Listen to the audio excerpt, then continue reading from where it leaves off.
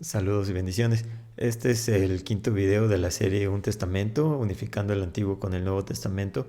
Y hoy hablaremos de la tentación de Jesús que viene en tres de los cuatro evangelios y que realmente tiene muchos simbolismos. Y por ser tan largo el tema, pues lo haré en dos partes. Entonces esta sería la primera parte. Todos los versículos realmente van a tener una relación hasta cierto punto, aunque se hablen de temas diferentes. Empezaremos con el relato en sí, donde dice que Jesús, lleno del Espíritu Santo, o sea, inmediatamente de su bautizo, fue al desierto, fue llevado al desierto por el Espíritu. De modo que no fue una cuestión de que, ok, Jesús se bautizó, no tenía nada que hacer y vamos a pasear al desierto. No, sí, ciertamente fue básicamente una orden de Dios que él fuera al desierto. ¿Por qué al desierto y para qué? Entonces dice otro dato importante del cual también hablaremos: 40 días y 40 noches y fue tentado por el diablo. No es una casualidad que el diablo se encontrara en el desierto, como lo vamos a ver. Y dice, no comió nada aquellos días, pasados los cuales tuvo hambre. Básicamente con estos dos versículos vamos a darnos cuenta de toda la información que sale. Entonces en Oseas 13:5 nos dice, hablando del pueblo de Israel, te conocí en el desierto, desde que te saqué de Egipto, ¿sí? Yo soy tu Dios y te conocí en el desierto. Cuando ellos estaban vagando 40 años en el desierto, ahí recibieron los mandamientos, la ley de parte de Moisés. Otro dato interesante con respecto a esto es que Jesús es llevado al desierto a ayunar. Si recordamos el pasaje donde los apóstoles, los discípulos, no pudieron sacar a un demonio, y les dice Jesús, es que este género solo sale con ayuno y oración, cuanto más para enfrentarse a mismo Satanás directamente o cara a cara, se necesitaría ayunar y orar 40 días y 40 noches.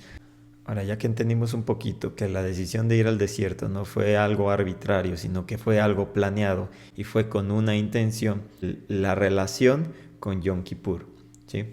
Que nos dice en Levítico 16 que hay dos machos cabríos y se echará suerte Aarón, el sacerdote, sobre los dos machos cabríos, una suerte por Jehová y otra suerte por Azazel. O sea, un macho cabrío es designado a Dios y el otro a Azazel. Y traerá Aarón el macho cabrío sobre el cual cayera la suerte por Jehová y lo ofrecerá en expiación. Ese estaría dentro del campamento y sería sacrificado en el altar a Dios. Mas el macho cabrío sobre el cual cayere la suerte por Azazel lo presentará vivo delante de Jehová para hacer la reconciliación sobre él, para enviarlo a Azazel al desierto. De ahí viene, de esta fiesta básicamente viene la frase chivo expiatorio. Un chivo que habría de pagar por los pecados del pueblo. Esa es la expiación. Entonces hay un macho cabrío que es para la expiación de los pecados en el campamento de Israel y hay uno que lleva los pecados fuera del campamento y es dejado en el desierto. Unos dicen que era arrojado en un barranco, otros dicen simplemente que las bestias del campo se lo comieran. Pero el desierto, básicamente, lo que representa aquí es el dominio de Azazel, el dominio del maligno. El pueblo de Israel estaba en medio del desierto y el campamento del pueblo de Israel era básicamente lo único que estaba respaldado por Dios. Todo lo que estaba fuera del campamento estaba, digámoslo así, a expensas de la naturaleza, a expensas del maligno. Entonces, básicamente esa es la representación del desierto. ¿Y quién habitaría o quién era, digámoslo así, el resto del mundo? El campamento de Israel era la posesión de Dios, el resto del mundo es símbolo del desierto, así como Egipto en el video anterior lo mencionamos. Es el resto del mundo, es lo que no está con Dios. Entonces, asimismo recordamos cuando los leprosos eran sacadas del campamento porque eran consideradas impuros, o cuando iban al baño incluso, pues no iban dentro del campamento, sino que todo lo que no fuera puro, lo que no fuera santo en ese momento era sacado del campamento. Entonces estaba en el desierto, en el mundo, alejado de Dios, básicamente simbólicamente hablando. Ahora tenemos también con respecto a esta fiesta, en el video de Mesías 2030, que lo compartí bastante porque se me hizo muy bueno, al menos las primeras dos partes, nos mencionaban que hubo una cuestión que fue registrada en el Talmud, que es un libro básicamente cuestiones históricas o historias judías que no están en la Biblia. Cosas ya sea que acontecieron o tradición no escrita, ¿sí? Que pasaba de generación en generación, no estaba escrita en ningún lado y le escribieron en el Talmud. Entonces nos cuentan los mismos judíos que en el Talmud de Jerusalén y en el Talmud de Babilonia dice 40 años antes de la destrucción del templo, y esto va a referencia a los 40 días que estuvo Jesús en el desierto. 40 años antes de la destrucción del templo, la lámpara, la menorá, el candelabro de 7 brazos, ¿sí? se apagaba cuando era el deber de los sacerdotes mantenerla constantemente prendida. El hilo carmesí, había un hilo que se le ataba al macho cabrío que era mandado al desierto. Se le cortaba un pedazo y se amarraba en la entrada. Y el hilo carmesí, el hilo rojo, debía ponerse blanco. Y eso simbolizaba que el sacrificio fue aceptado por Dios. Pero ese hilo carmesí no se tornó blanco, ¿sí? Y la suerte mandaban, así como dice el texto, hacían suertes para ver cuál de los dos era sacrificado. La suerte caía en la mano izquierda, cosa que era, digámoslo así, un 50-50. Antes a veces caía izquierda, a veces caía derecha. Durante ese tiempo caía en la mano izquierda, ¿sí? La mano siniestra. La mano diestra es la derecha, la mano siniestra es la izquierda. Entonces caía en la izquierda. Los sacerdotes cerraban las puertas del templo de noche y cuando se levantaban por la mañana se encontraban abiertas de par en par. O sea, son cosas que sucedieron 40 años antes de la destrucción del templo. O sea, empezaron a pasar en el año 30, ya que el templo fue destruido en el 70. ¿Qué pasó en el año 30? Sacrificio de Jesús. Entonces Jesús, como el Cordero de la Pascua, incluso, llamémoslo así, como el chivo expiatorio, el que murió por nosotros, ¿sí? Fue sacrificado en el 30, ya no había necesidad de más sacrificios. El sacrificio supremo, máximo, ya había sido ofrecido. Entonces el sacrificio de animales, de machos cabríos, que eran simbólicos antes de Jesús y que pierden todo significado después de Jesús, ya no fueron aceptados por Dios. Entonces ese es básicamente el simbolismo de lo que pasó 40 años antes de la destrucción del templo. Obviamente, una vez destruido el templo, los sacrificios finalizaron ya hasta la fecha. No hay sacrificios. ¿Por qué? Porque no hay templo. Entonces es muy curioso cómo viene el número 40 a colación y lo que es la fiesta de Yom Kippur, el día de la expiación, en el cual el macho cabrío era enviado al desierto, donde Jesús fue posterior a su bautizo. Asimismo tenemos en Apocalipsis 17, dice Juan en su visión, y me llevó en el espíritu, o sea, el espíritu de Juan viajó, ¿a dónde? Al desierto. ¿Qué vio en el desierto?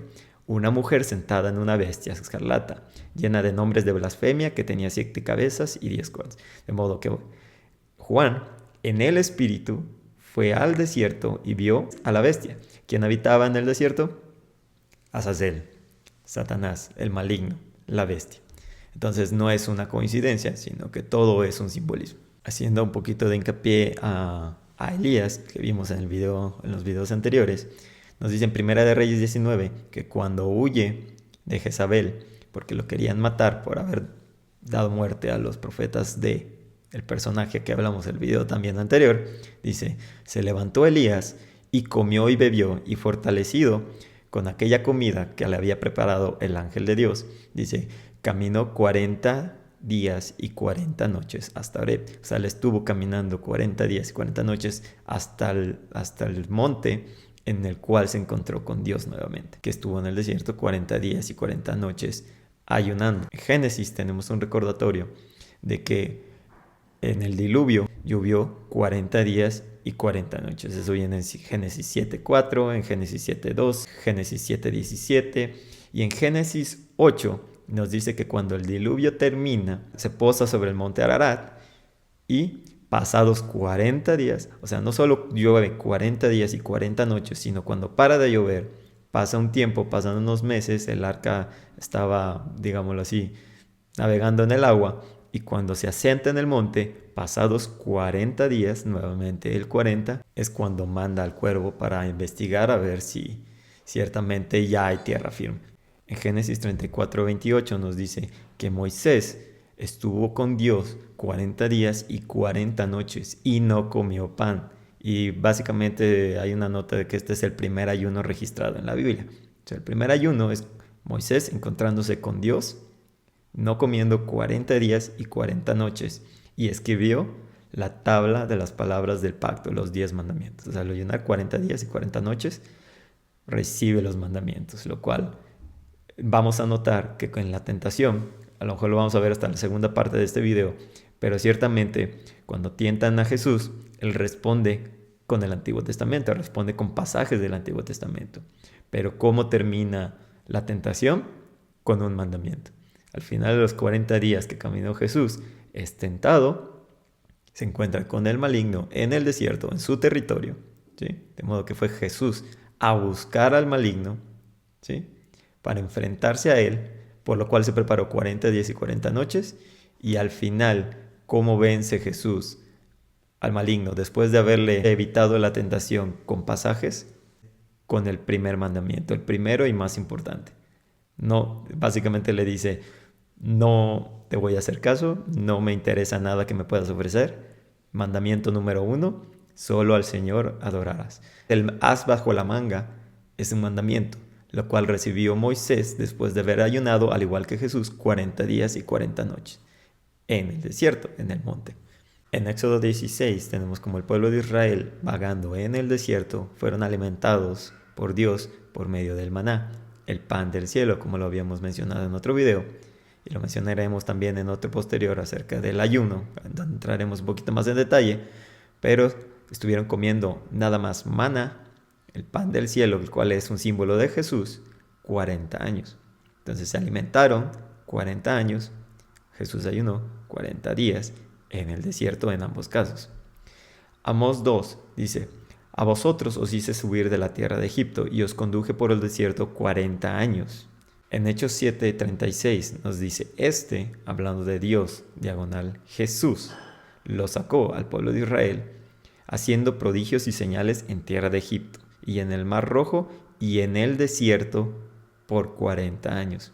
Dios protegiendo al pueblo de Israel en el desierto 40 años, Jesús ayunando, ¿sí?, para enfrentarse al maligno 40 días. Hechos 7 dice, Dios se apartó y los entregó, y que rindiesen culto al ejército del cielo, como está escrito en el libro de los profetas. ¿Acaso me ofrecisteis víctimas y sacrificios en el desierto por 40 años, casa de Israel? ¿Dónde está escrito eso? En Amós 5. ¿Me ofreciste sacrificios y ofrendas en el desierto 40 años? O sea, aquí en Hechos están haciendo remembranza de esa profecía de Oseas. Hechos 13 dice, y por un tiempo como de 40 años lo soportó en el desierto, haciendo remembranza a los mismos 40 años. En Deuteronomio 8 tenemos un pasaje que fácilmente pudiéramos interpretar como que es la razón por la cual Dios mandó a Jesús por medio del Espíritu al desierto, independientemente de enfrentarse a Satanás. Vamos a ver en qué sentido se estaría enfrentando a él. Dice, y te acordarás de todo el camino por donde te he traído, Jehová tu Dios, estos 40 años, estos 40 días. ¿Sí? 40 años refiriéndonos a Israel, como está textual, 40 días simbólicamente con Jesús. Dice, te acordarás por el camino que te he traído 40 años en el desierto para afligirte, para probarte y saber lo que había en tu corazón. De modo que en la tentación sabemos claro que está en el corazón de Jesús, hacer la voluntad de Dios. A pesar de que el diablo vino con su tentación, con sus propuestas y con todas las formas posibles de hacerlo caer, Dios probó su corazón, ¿sí? Independientemente de que dijéramos, bueno, es que Jesús también es Dios, ¿sí? Es Dios mismo, su corazón no se va a apartar. Bueno, eso lo sabemos, pero aquí queda por sentado, ¿sí? Eso lo sabemos por fe, pero aquí queda sentado por obras. Esa es la importancia de este pasaje. Podemos entender, repito, que está hablando de Jesús en tema simbólico, ya que está hablando del pueblo de Israel, pero tema simbólico, está hablando de Jesús y estuvo en el desierto para afligirse, para probarse y para ver qué había en su corazón. y si habías de guardar o no sus mandamientos. Y con eso finiquita y con eso cierra con broche de oro esta interpretación. ¿Por qué? Porque ¿cómo termina la tentación? Con los mandamientos, como ya lo había mencionado. Entonces, vine para probarte, saber qué hay en tu corazón y si habrías de seguir mis mandamientos, lo cual Jesús hizo. Entonces, y te afligió y te hizo tener hambre y te sustentó con maná. Jesús es el maná. Entonces no comió nada porque Jesús es mismo el maná. Entonces, comida que no conocías, hablando del pueblo de Israel, ni tus padres habían conocido, para hacerte saber que no solo de pan vivirá el hombre, y esto lo citaré en el próximo video, mas de todo lo que sale de la boca de Jehová vivirá el hombre. Asimismo, Jesús es la palabra de Dios, el verbo hecho carne. Entonces, ¿de qué vivió Jesús? De lo que sale de la boca de Jehová, básicamente de él mismo, ¿no? Entonces no tuvo necesidad de comer, ya que él es la palabra de Dios y él es el maná. Entonces todo ese simbolismo en este pasaje en Deuteronomio 2 y 3, dos versículos en los cuales están llenos de referencias a lo que Jesús vivió en el desierto. En Hebreos 3 dice, por lo cual dice el Espíritu Santo, si oyeres su voz, no endurezcáis vuestros corazones como en la provocación en el día de la tentación en el desierto. ¿Sí? Esto es un pasaje que se encuentra en Salmos 95, y lo pongo aquí a la par. Pero básicamente, noten lo que dice, si oyeres su voz, no endurezcan sus corazones como en la provocación en la tentación del desierto. ¿Sí? Donde me tentaron vuestros padres, me probaron y vieron mis obras 40 años. 40 años en el desierto, vieron sus obras 40 días en el desierto. A causa de lo cual me disgusté con esta generación y dije, siempre andan vagando en su corazón, hablándole al pueblo de Israel, y no han conocido mis caminos. Por tanto, juré en mi ira, no entrarán en mi reposo. Jesús es el reposo también, pero bueno, es otro tema. El punto es que aquí en Hebreos 3 están haciendo textual alusión, copiando Salmos 95. Dice, endureciste tu corazón como en Meriba, como en el día de Masá en el desierto, ¿sí? Aguas de rencilla, ¿sí? Entonces esa historia la pueden buscar en el Éxodo y en toda la historia de cómo se rebelan constantemente el pueblo de Israel en el desierto. Me tentaron vuestros padres, 40 años anduve disgustado con la nación, pueblo que divaga de corazón, que en este caso no aplicaría con Jesús, aplicaría en el sentido de, este es básicamente lo contrario a lo que Jesús fue a hacer al desierto. Él fue a cumplir lo que el pueblo de Israel no cumplió, hacer la voluntad de Dios en el desierto. En Hebreos 3 nuevamente dice, ¿con quiénes estuvo él disgustado 40 años? ¿No fue con los que pecaron, cuyos cuerpos cayeron en el desierto? En Ezequiel 4 tenemos esta historia donde Dios le habla a Ezequiel y ya le había dado la orden de que se acostaría del lado izquierdo ciertos días por los pecados de Israel, pero ahora por los pecados de Judá. Dice, te acostarás sobre tu lado derecho, ¿sí? Dice por segunda vez porque ya le había dicho por el izquierdo. Ahora por el derecho llevarás la maldad de la casa de Judá 40 días. Día por año te lo he dado. Entonces la orden es, se acostará en remembranza de su maldad 40 días por los 40 años que estuvieron en el desierto. Es un castigo haber estado en el desierto 40 años. Fue por el hecho de que no aceptaron el testimonio de Josué y de Caleb, diciendo podemos tomar la tierra que Dios nos promete. Todo el pueblo dijo no podemos porque hay gigantes. Entonces los castigó Dios 40 años. Entonces ahorita venía otro castigo de Dios, y como simbolismo de ese castigo que habría de venir, Dios le ordena a Ezequiel acostarse 40 días por su lado derecho, día por año. Hasta aquí tenemos versículos que son remembranzas de cómo el pueblo de Israel fue sustentado por Dios en el desierto, en medio del desierto, durante 40 años por su rebeldía, y como Jesús básicamente simbólicamente estuvo en el desierto bajo esa misma protección divina, pero en el territorio del enemigo, hasta que se encontró al enemigo cara a cara. ¿Sí? Entonces todos estos versículos simbólicamente tienen mucho que ver entre sí. Ahora hablaré un poquito más de unos versículos que básicamente hacen referencia nada más al 40, y pues ustedes pueden llegar a notar cierta similitud o cierto cierto patrón con respecto al número 40. Pero los leo, se los pongo aquí y ustedes determinarán qué tan probable es que tengan una relación o no. Entonces en Hechos 7:23 dice, Moisés había cumplido 40 años y en ese momento, cuando tuvo 40 años, vino al corazón visitar a sus hermanos, los hijos de Israel. O sea, él habitaba en la casa del faraón hasta los 40 años, cuando mata a un egipcio y es cuando huye a la edad de 40 años. Y pasados 40 años, un ángel se le apareció en el desierto, en el monte Sinaí, en la llama de fuego de una zarza. Cuando Dios llama a Moisés, Moisés ya tenía 80 años, 40 años después de que había escapado de Egipto. En Deuteronomio 34:7 dice, Moisés era de edad de 120 años cuando murió, sus ojos nunca se oscurecieron ni perdió su vigor, de modo que a los 40 años huyó de Egipto. A los 40 años después, Dios lo llama y después de vagar 40 años en el desierto, muere a la edad de 120. De modo que la vida de Moisés se divide en 3 grupos de 40, en los cuales estamos hablando que en los últimos 40 estuvo en el desierto. En Jueces 13 nos dice, los hijos de Israel volvieron a hacer lo malo ante los ojos de Dios, y Dios los entregó en manos de los filisteos 40 años. ¿Cuánto fue el tiempo de su castigo? 40 años, el mismo tiempo que vagaron en el desierto. En 1 Samuel 17, hablando de Goliat, dice que venía pues aquel filisteo por la mañana y por la tarde, y así lo hizo durante 40 días. O sea que simbólicamente Goliat, el maligno, estaba en su campamento sitiando a Israel. Su campamento filisteo no estaba en Filistea, estaba ahí, digámoslo así, en el desierto. Y él llegaba al campamento de Israel a tentarlos, básicamente, ¿sí? Llegaba a tentarlos durante 40 días, hasta que viene David y lo mata.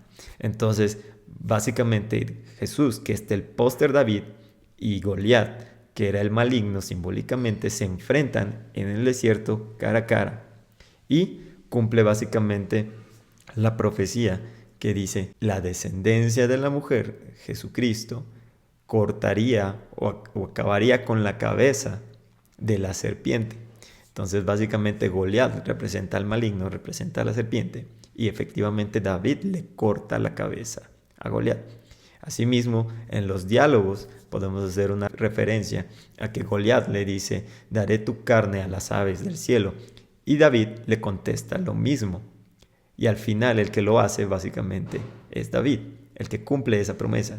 Pero en Apocalipsis, cuando viene el jinete del caballo blanco verdadero, el fiel y verdadero, que es Jesucristo, le dice a las aves del cielo que coman de la carne de los reyes y del ejército que estaba sitiando a Israel en los tiempos finales. Entonces hay un paralelismo en estas dos historias con respecto a David y el póster David, que es mismo Jesucristo. Entonces todos estos simbolismos encajan a la perfección.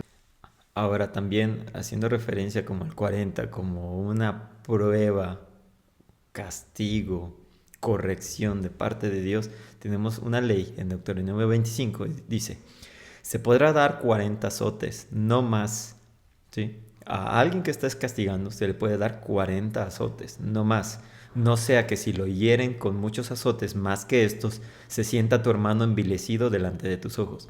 De modo que si me vas a castigar como esclavo, por así decirlo, me castigas, o yo rompí la ley y me vas a castigar con azotes, no me puedes dar más de 40, ¿sí? Que es nuevamente, símbolo de corrección. Si me das más de 40, se da por entendido que no lo haces por corrección. Lo estás haciendo con saña, diríamos aquí. Entonces lo estás haciendo por gusto, si así lo quieren ver también. Entonces, no más de 40. Y a esto hace alusión en 2 Corintios Pablo, cuando dice, de los judíos, 5 veces he recibido 40 azotes menos 1. ¿Por qué no dice 39? 5 veces he recibido 39 azotes, ¿sí? Porque la ley dice 40. Entonces está haciendo alusión a la ley, está haciendo alusión a que no le podían dar más de 40 azotes. Entonces, para que Pablo dejara de predicar, digámoslo así, el evangelio de Jesucristo, era azotado o era castigado 40 azotes menos uno, para que Pablo no se sintiera envilecido o no sintiera que es algo personal. Te estamos castigando porque estás predicando a Jesucristo y nosotros no queremos que prediques a Jesucristo. Por tanto, te castigamos conforme a nuestra ley. Y la ley es, no te podemos dar más de 40 azotes. Entonces te damos 40 menos 1, te damos 39 azotes, ¿sí? Con respecto a la ley, porque estamos nosotros religiosos, fieles a los mandamientos de Dios, te vamos a dar solamente 40 menos 1. Entonces es la forma en la cual básicamente están parándose el cuello diciendo, mira cómo cumplimos la ley, ¿sí? Pero rechazando al personaje del cual la ley habló. Ahora sí que en Hechos 23, nuevamente hablando con respecto a Pablo y haciendo alusión nuevamente al 40, dice, venido el día, algunos de los judíos armaron un complot y se juramentaron bajo maldición diciendo, no comerían ni beberían hasta que hubiesen dado muerte a Pablo. O sea que estamos hablando de unas personas que hicieron un pacto entre ellos y dijeron, no vamos a comer hasta no verlo muerto. ¿Cuántos fueron esas personas? No es casualidad que nos dice que fueron más de 40 y fue bajo maldición, de modo que es casi muera yo si no mato a Pablo. Entonces, o si no vemos a Pablo muerto. Entonces, no es casualidad que estén usando el número 40 y estén usando el ayuno, o sea, el no comer ni beber, ¿sí? En este caso en una connotación negativa, con una búsqueda de algo negativo, pero al final de cuentas era un castigo. Entonces es curioso que si eran, no sé, a lo mejor 100 personas que juraron, ¿no? Dice, y fueron 100 personas las que lo hicieron, pero fueron más de 40, como en la ley que dice, o en el pasaje que dice que me dieron 40 menos 1, no dice 39, dice 40 menos 1, y aquí te está diciendo más de 40 los que ayunaron. Entonces no creo que sea coincidencia. Más adelante tenemos en Jonás, y comenzó Jonás a entrar en la ciudad, y dice, en 40 días Nínive será destruida. Y los hombres de Nínive creyeron a Dios y proclamaron, ¿qué? Ayuno. No comieron los de Nínive cuando se enteraron que en 40 días habría de venir su destrucción. En Hechos 1, después de haber padecido Jesús, aquí pudiéramos decir que es una alusión al 40 que no es negativa, pero dice, después de que Jesús había padecido, o sea, después de que murió y fue crucificado, se presentó vivo con muchas pruebas indubitables, apareciéndoseles durante 40 días y hablándoles acerca del reino de Dios. O sea que él, después de muerto, apareció 40 días.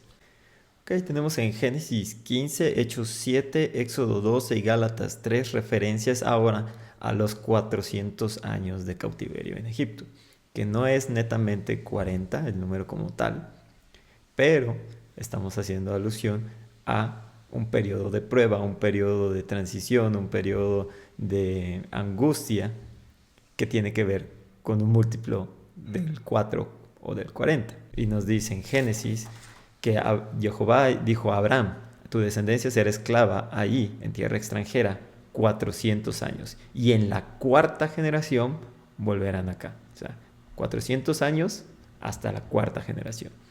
En Hechos 7, y le dijo, a tu descendencia será en tierra ajena y maltratarán por 400 años, haciendo alusión al mismo pasaje de Génesis. En Éxodo 12 nos aclara que ese tiempo fue 430 años. Y pasados 430 años, en el mismo día, todas las huestes de Jehová salieron de la tierra de Egipto. O sea, cumplidos exactamente los 430 años. Y en Gálatas nos dice, el pacto previamente ratificado por Dios para con Cristo, la ley que vino 430 años después, no lo abroga para invalidar la promesa. En este caso simplemente hacemos alusión a los 430 años en Gálatas, que eran los mismos 430 años en los que nos dijeron en Éxodo. Y ya para finalizar este video, dice en Hechos 13:20, Saulo, que como por 450 años les dio jueces Dios al pueblo de Israel hasta el profeta Samuel. O sea que en ese periodo en el cual ya habitaban la tierra, pero estaban bajo constante conflicto, como hasta el día de hoy, en que habitan la tierra, pero están siendo atacados por todos los vecinos, por así decirlo, los países vecinos, ¿sí? Pasaron 450 años, un periodo de aflicción en el cual al final les mandan a Samuel, pero el pueblo, rebelándose de nuevo, pide un rey y les manda a Saúl y sabemos el final de la historia. Lo curioso es que tanto Saúl como David como Salomón, los tres, su periodo fue de gobierno 40 años. Entonces gobernaron los tres 40 años cada uno. Son los primeros tres reyes y los tres gobernaron 40 años. Entonces, esa es otra alusión, digámoslo así, al 40, este periodo que hubo en los jueces, los periodos ¿cómo se llama? Que reinaron los primeros tres jueces, así como el periodo de Moisés, la vida de Moisés estuvo dividida en tres periodos de 40. Los primeros tres reyes fueron tres de 40. Y en Malaquías tenemos el periodo de silencio también, que ya habíamos mencionado, entre Malaquías, el último profeta, a Jesús, 400 años. Ahí les dejo también un poco más de referencias, versículos que hacen alusión al 40, también así como comentarios de los 40 semanas de gestación del embarazo de las personas, porque pues ya sabemos que los animales tienen diferentes periodos, pero en este caso estamos hablando que Jesús se bautiza, es un volver a nacer, pasa 40 días en el desierto y ya inicia su ministerio. O sea, no había iniciado su ministerio, no había iniciado su nueva vida hasta que pasan los 40 días. Entonces, ahí son esas cuestiones que parecieran coincidencias, algunas tal vez lo sean, algunas no tanto, pero se las dejo aquí y se las comparto en caso que ustedes puedan notar ciertas similitudes y les haya gustado este video. Muchas bendiciones, hasta el próximo.